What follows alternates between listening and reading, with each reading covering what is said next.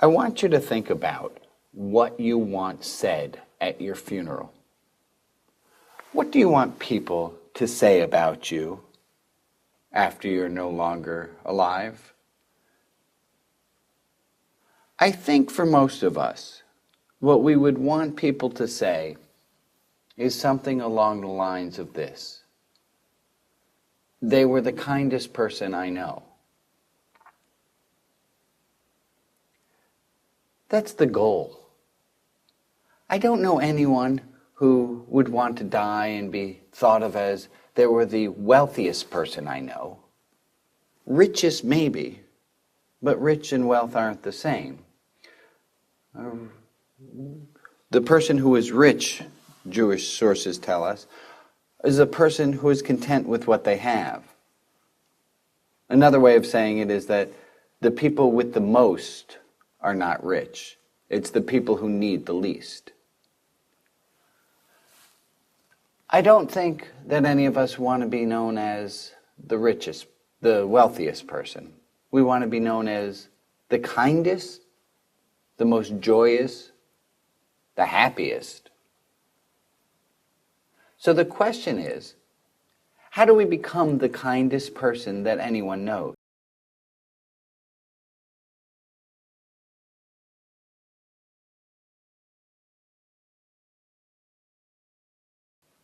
I want to start with the opposite. And there's a story that God says a prayer, and that the prayer that God says is, may my mercy overcome my desire for justice. Similarly, this story is in Native American culture, where the story is that a grandfather says to a grandson, "Grandson, within each of us live two wolves, the wolf of anger and the wolf of mercy and love. And every day the two wolves fight within me. And every day I have to figure out which one I feed." We can wind up being the angriest, bittermost person that anyone knows, or we can wind up being the kindest person anyone knows. And it depends which wolf that we feed. I want to start with a quote of Aristotle's about anger. Aristotle said, anyone can be angry, that is easy. But to be angry at the right time, at the right person, for the right reason, and in the right amount, that is not easy. And that is not something everyone can do. Let me take a moment to go through each of those pieces. Anyone can be angry, that is easy. Well, we all know that. People get angry at us all the time. We get angry all the time. Getting angry is easy. But to be angry at the right time, to be angry at the right person, we've all been on the wrong end of someone's unjustified anger at us when they're angry at something else. To be angry at the right time, at the right person, for the right reason, and to be angry in the right amount. That is not easy, and that is not something that everyone can do.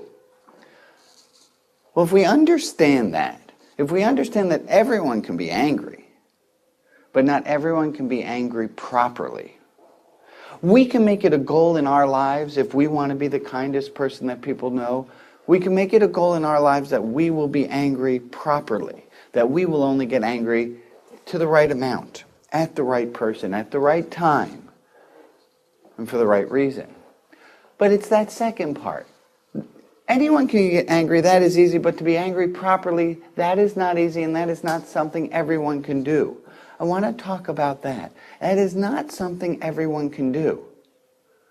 Well, as long as that's true, so long as not everyone can get angry well, we need to accept that other people are going to get angry at us poorly. Other people are going to get angry at us. And they're not going to do it at the right time, at the right person, for the right reason, and in the right amount.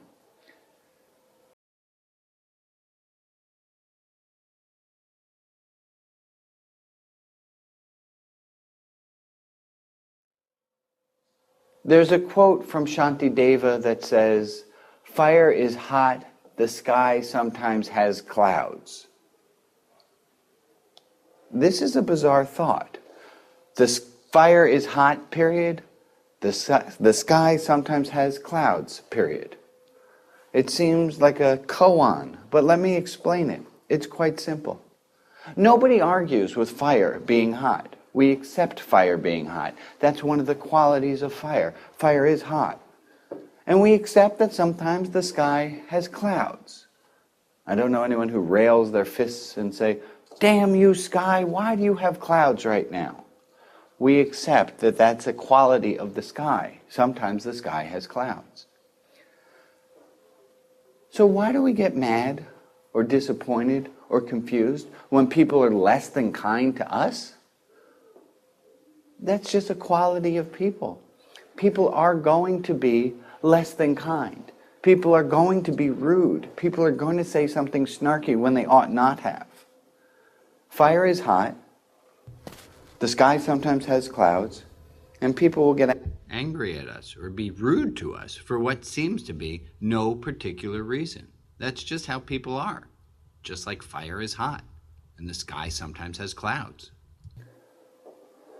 When I've done this talk in person, at the very beginning of the talk, I nonchalantly hand out some gifts to people. I hand them a copy of my book, a religious, spiritual novelty item, and I give them little gifts. And I go to hand to somebody a tissue that I've used to erase the board. That's a dirty tissue. And I jokingly will say, "Do you want that?" And they say no.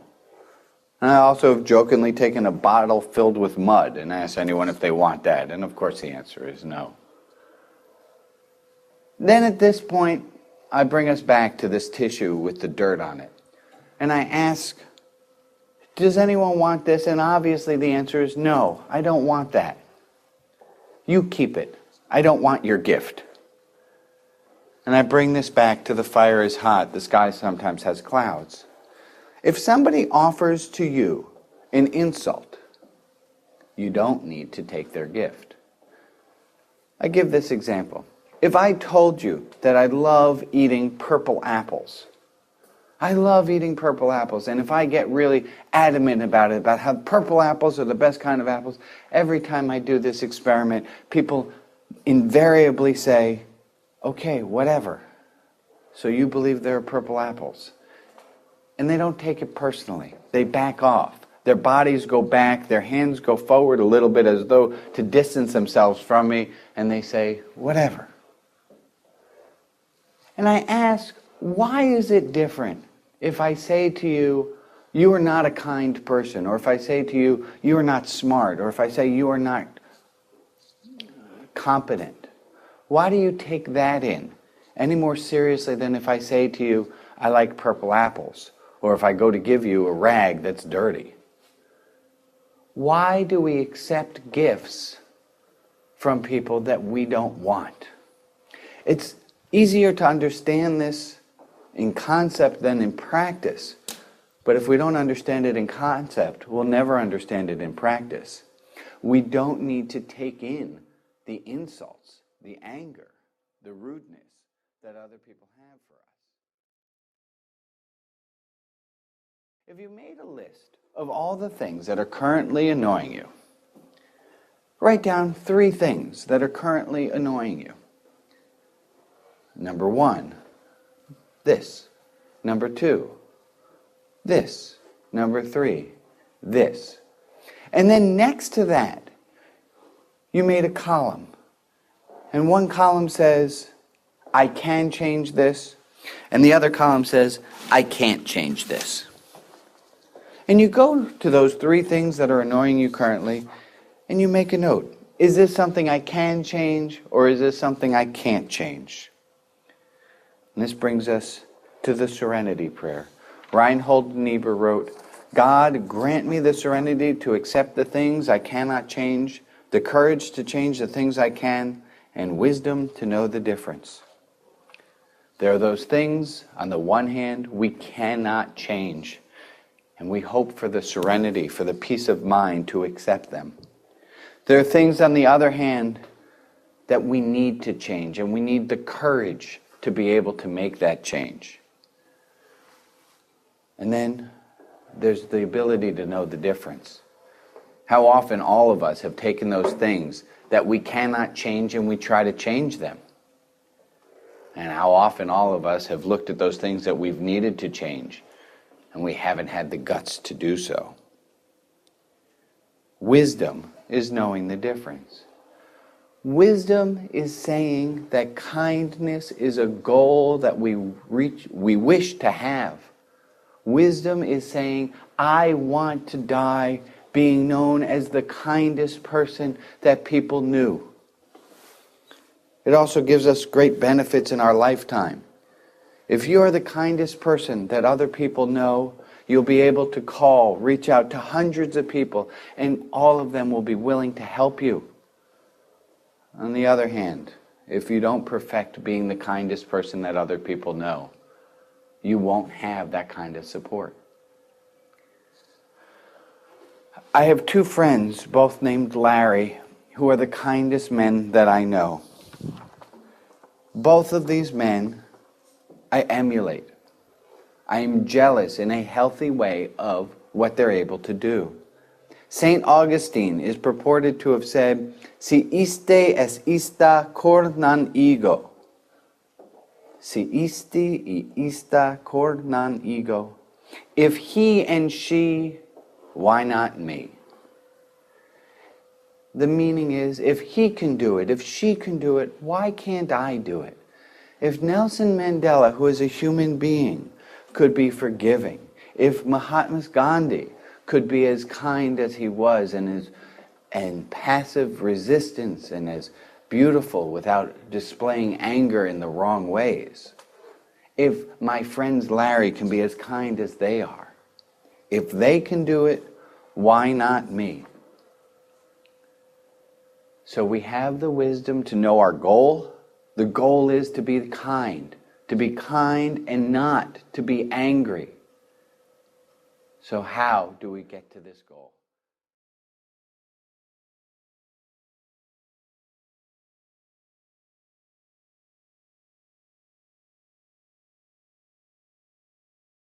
Shantideva also taught this. There is nothing that does not become easier through habit and familiarity. There is nothing that does not become easier through habit and familiarity. Anything, once you start doing it, becomes easier to do. Exercising, the first time you do it is hard. Algebra 2, when it started at the beginning of a year, it's difficult for my class. Similarly with negative things. The more you practice smoking cigarettes, the easier it becomes to smoke cigarettes. The less healthily you eat, the easier it is to continue on that path. Similarly, the more you make choices to eat healthily, the lighter, the easier that is. There is nothing that does not become easier through habit and familiarity. So the question goes back to which of the wolves are you going to feed? Are you going to feed the one of anger, or are you going to feed the one of kindness?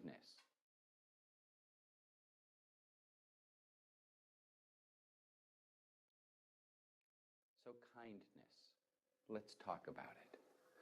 If my 5-year-old were to give you a picture drawn as best as my 5-year-old can, or my 3-year-old were to give you a picture drawn as best as my 3-year-old can, what would you say about the picture? You don't even need to see the picture to know the answer.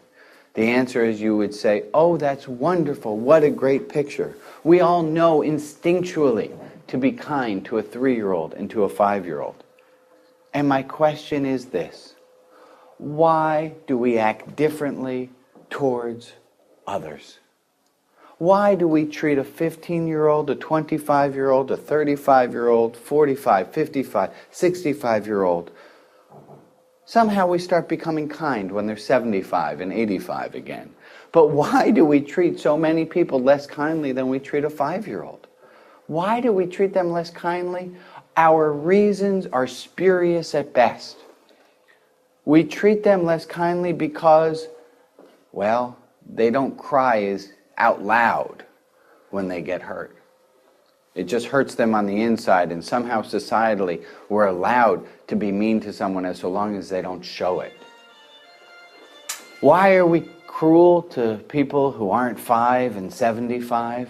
Well, we like the best answer I'm given is because they should know better. Why can I be cruel to a 15-year-old who doesn't color perfectly within the lines? Because they should know better. Well, that's a terrible reasoning. If they knew better, they probably wouldn't have done it.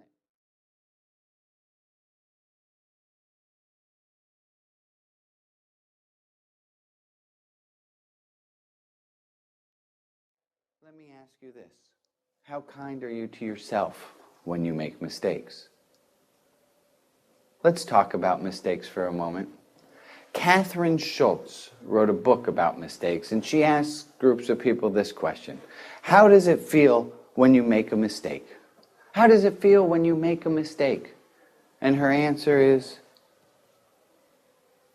let me say that part differently. She asks a group of people, how does it feel when you make a mistake? And people answer the usual answers. They say, it feels embarrassing, it feels humiliating, it feels upsetting when I make a mistake. And she looks and she says, no. You answered a different question. You answered the question of how does it feel to realize that you made a mistake? Because when you make the mistake itself, it feels like you're doing nothing wrong. The visual she gives of this is like the roadrunner who runs after the Wile E. Coyote who runs after the roadrunner. And after he's left the cliff, he's still running, but he doesn't realize that he has made the mistake until he's 7, 10 feet later. He looks at the camera, holds up a little sign, and then falls. We don't realize when we make a mistake that we're making a mistake. If we had realized we were making a mistake, when we made a mistake, we wouldn't make the mistake. I see this in the classes that I teach. When a kid drops a 5 or a negative sign from an equation, I can say to them, why did you make that mistake? And they can look at it later and say, I don't know. They didn't realize they dropped the negative sign, because if they had realized they had dropped the negative sign, they would have picked it up again. We don't realize when we're making a mistake because it feels normal. So let me bring it this way. When somebody yells at you for something that you didn't do wrong, when somebody gives you that dirty tissue or gives you a purple apple or gives you an insult that you didn't deserve, is there any way for you to think they are simply making a mistake right now? And I can treat them the way I would treat a 5-year-old. And I can forgive them for this because they don't understand what they're doing. It's said that Jesus on the cross was asked how he felt about the people who were crucifying him. And he said, forgive them, for they know not what they do. I had a great example of this in my classroom. The senior class pulled a prank on the school. And they took all of the desks and chairs in my room, and when I got here in the morning, my desks and chairs were arranged in a sculpture. Very difficult for me to teach first period with my chairs stacked on top of tables that are stacked on top of tables. And I came to realize about fourth period that they didn't know what they were doing was wrong. They didn't know what they were doing was wrong. How do I know they didn't know what they were doing is wrong? Because they did it. Had they known what they were doing was wrong, I don't think they would have done it. They thought that it was just a funny joke. They thought, this is a practical joke, this is funny, no one's getting hurt. They didn't know it was wrong. They made a mistake without realizing it. Later, after we've talked about it, they realized they made a mistake and they had contrition and apologized. But at the time they made the mistake, they didn't see it was a mistake. Therefore, it behooves me to be kind to them. Aristotle said anyone can be angry, that is easy. I felt anger. For me to get angry at them would have felt like the right time, it would have felt like the right person, and it would have felt like the right reason. And I'm sure I could have done it to the right amount. But the more I thought about it, the more I dealt with it during the day, the more I realized that the way to deal with their mistake, with their crime,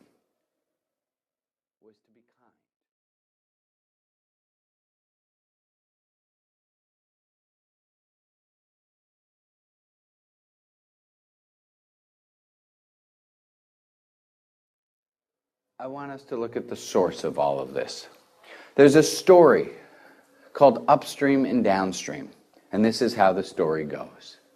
The story says that there was a village called Upstream and a village called Downstream. They're separated by a mighty river between them.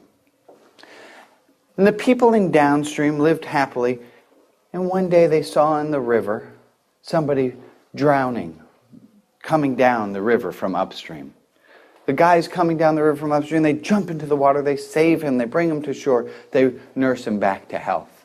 A week later, there's somebody else coming down the stream from upstream, they're going to the river and they save him. And then it starts happening once a week. There's somebody in the river.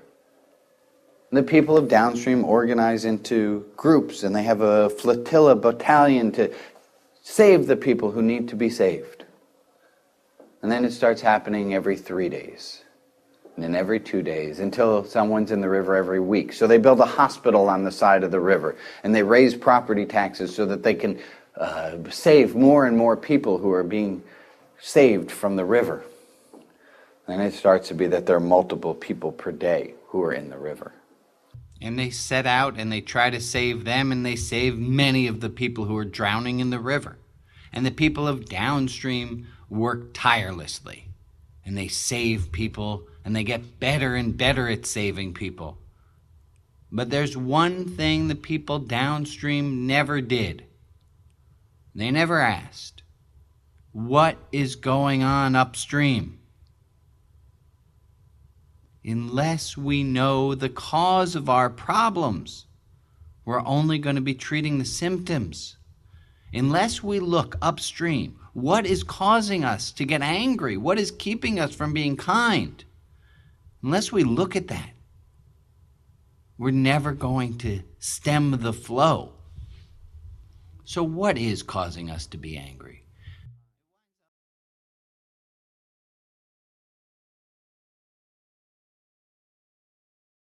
There are two things that cause us to not be kind. There are two things, only two things that get us angry.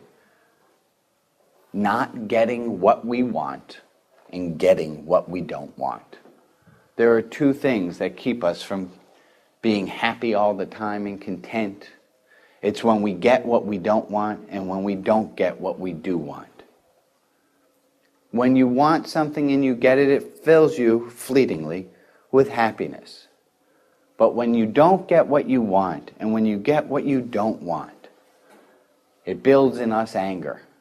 We want the world to turn out the way that we want the world to turn out. And we get frustrated and annoyed when it doesn't. The Buddhists teach us that this is due to attachment, that we're attached to the way we think the world should be. And all religious traditions, all spiritual traditions teach us that it's acceptance. It's surrender. It's allowing the world to unfold the way that it unfolds that keeps us from getting as frustrated, keeps us from anger, keeps us in God's good grace, keeps us at peace. The more we think that we're God, the more we think we control the world, the more angry we will get when we don't get what we want and when we get what we don't want. We get attached to all ideas. The idea of how we think the world should be and how we think other people should be. We get attached to the idea of this is who she really is. And we have a hard time seeing our mother, our father, our child, our friends, our enemies, as anything other than the way we've painted a picture of them. We have a hard time seeing ourselves differently than the way we've pictured ourselves. We've gotten attached.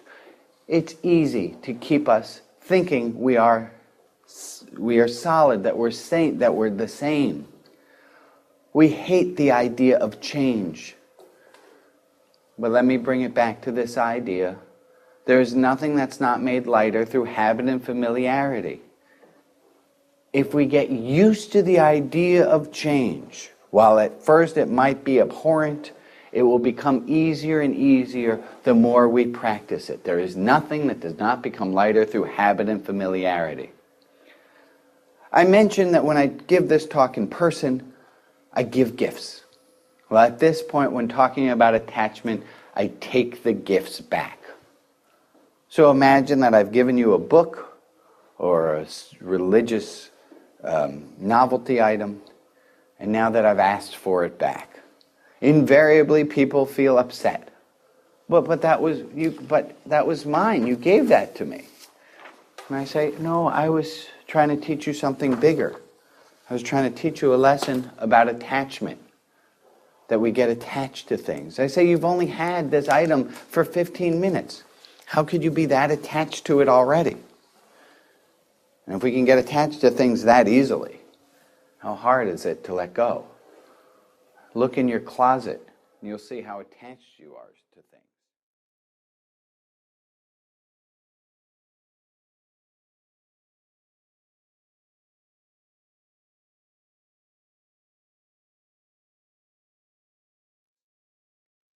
So change. We need to deal with change. If we can deal with change and practice being slightly uncomfortable as things aren't exactly as we want, we can move forward in our life and become kinder and kinder. Here's an exercise. I want you to take your hands and interlace your fingers, every other finger. Make a quick note to yourself. Is it your left pinky or right pinky that's on the bottom? Left pinky or right pinky that's on the bottom? Undo your hands and re-interlace your fingers with the opposite pinky on the bottom and put your hands down. Notice how that feels. Right now you have one pinky, or all 10 fingers, depending on how you look at it, out of place in a different order. This is what change feels like at first.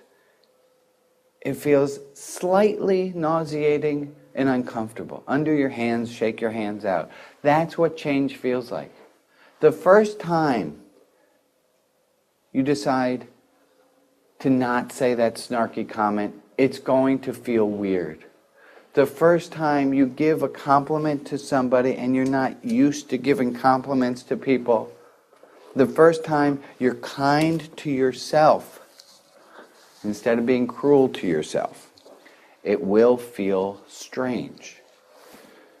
The goal is for us to be the kindest people that we know, to forgive others their mistakes, and to realize that they're not doing anything that we wouldn't do if we were exactly in their situation. And for us to be as kind to them as we would be to a 3-year-old, or as we know we should be to a 5-year-old. And for us to be kind to ourselves. Because truly none of us would be able to be kind to other people if we're not kind, profoundly kind to ourselves. Your homework is due the week of your death. And the homework is to cultivate being kind. To cultivate being the kindest person that you know. Your homework is to not get angry at the wrong time, at the wrong person, for the wrong reason, the wrong amount. Your homework, while it's not easy, is something that you can do. Your homework is to accept the mistakes in others, to accept the dirty tissues others give to you, to accept the purple apples and the insults, and to do so with grace. The goal is to know that you can do this, that you can be the kindest person that you know. And you can do this by practicing, starting now.